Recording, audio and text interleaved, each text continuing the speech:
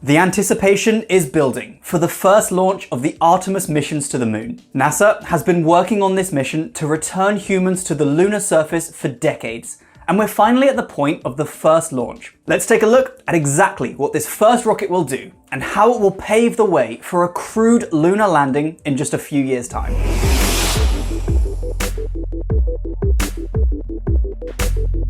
This first mission, currently expected to launch on November 16th, 2022, is called Artemis I and will be the first real test of NASA's brand new Space Launch System, the SLS, which is the successor to the Saturn V rockets that launched the Apollo missions to the moon in the 60s and 70s. It's obvious how closely these missions are related just by their names.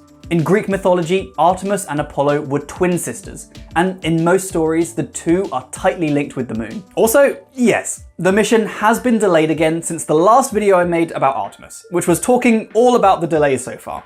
There was another hurricane that hit Florida, but this time NASA just left Artemis I on the pad and hoped for the best. Despite winds actually exceeding the horizontal speeds that the rocket was built to withstand, everything seems to be fine, with just some minor cosmetic damage to the rocket and its exterior. This damage is quickly being fixed or replaced, and the launch was only delayed a couple of days. The SLS will be the largest and most powerful rocket ever launched, although it is likely to be quickly surpassed by SpaceX's Starship pretty soon after. Each of the SLS's 4 core engines, which were previously launched to launch the space shuttles, burns over 5,500 litres of fuel per second for 8 minutes to get the rocket off the ground, meaning each engine provides more thrust than 14 jumbo jets, and it will reach a top speed of about 22,000 miles per hour.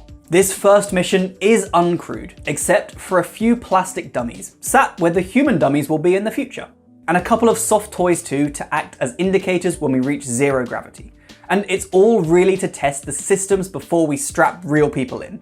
If all goes well, Artemis II will launch in 2024 and will take a crew on an orbit of the moon but not land there yet, while Artemis III is planned for 2025, and that will land humans on the moon for the first time since 1972. Artemis I, though, is an uncrewed lap of the moon on a 25-day mission. The command module where astronauts will eventually sit is called Orion, named after the famous constellation. And as well as testing the SLS launch vehicles, Artemis I will also test Orion's communication, navigation, and guidance systems, and its ability to survive re-entry at 25,000 miles an hour to the Earth's atmosphere and safely splash down in the ocean once the mission is over.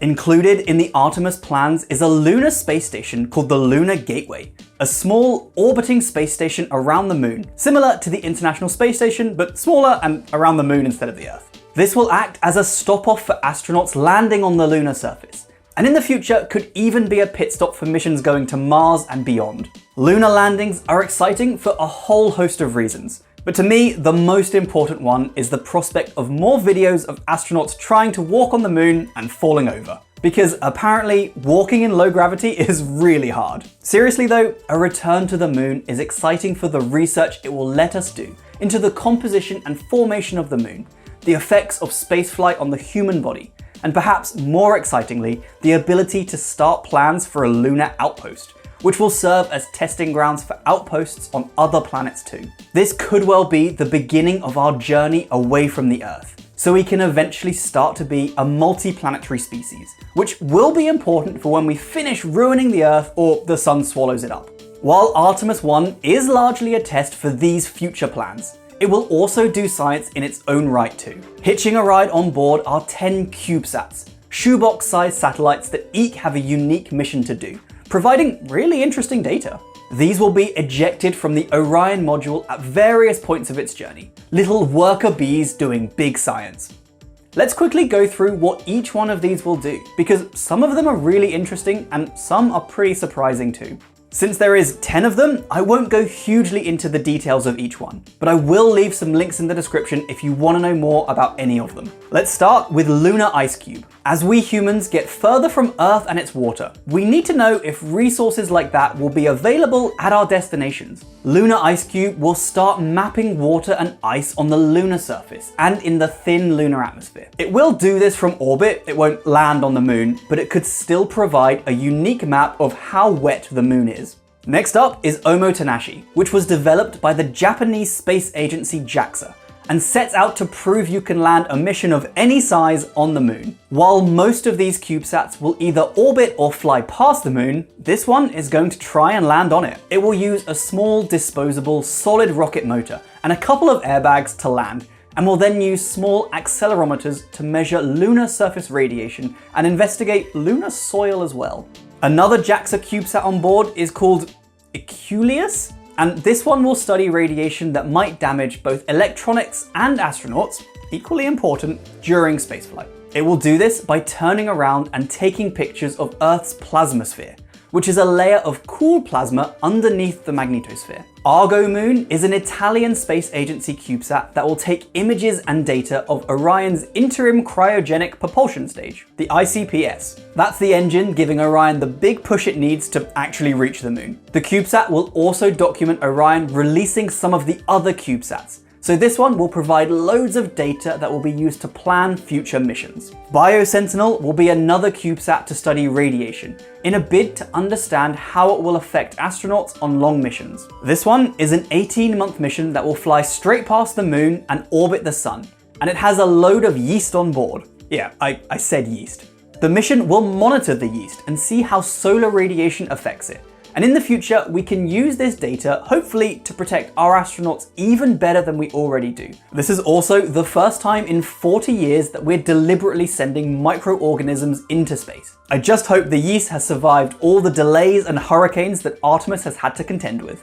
Next up, Near Scout isn't studying the moon, but will instead fly by a small near-Earth asteroid, hence the NEA in its name, and take data on the environment around that asteroid. It will actually take 2 years to reach the asteroid, because the near in near-Earth is relative to the enormity of space, and it's still pretty far away. This sat will use a foldable solar sail that extends to be 925 square feet to reach the asteroid, and then image it and send photos back to Earth, potentially informing future missions to send spacecraft and astronauts to visit similar asteroids. LunaH-Map, similar to IceCube, will map hydrogen abundances on the moon. This will let us assess the amount of hydrogen locked up in water ice, lying in deep, shadowy lunar craters, giving us even more information on this vital resource and where it is on the moon. LunaIR will also map the moon, but this time it will map the lunar surface using an infrared camera. This will help us understand the composition of the surface and how it interacts with space, and it might help us choose future landing sites for crewed missions. CUSP will again orbit the sun after leaving the Earth's atmosphere, and its job will be to study space weather. It has instruments to record radiation from the sun, solar winds, and other solar events that might impact communication hardware both in space and on Earth, helping us prepare for such events. It will also be a prototype for future space weather monitoring CubeSats. Finally, the 10th CubeSat on Artemis is called Team Miles, and claims to be performing a drag race to the moon. It will use innovative plasma iodine thrusters to travel about 37 million miles on a trajectory towards Mars. It will be the furthest any spacecraft of this size has ever traveled away from Earth, and will also test new software for radio communication with Earth. Phew, that was quite a lot, but I hope you enjoyed it if you made it this far.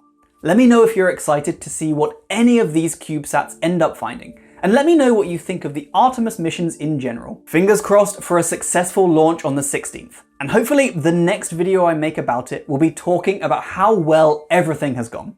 Until next time, stay safe, team. I'll see you soon. Bye.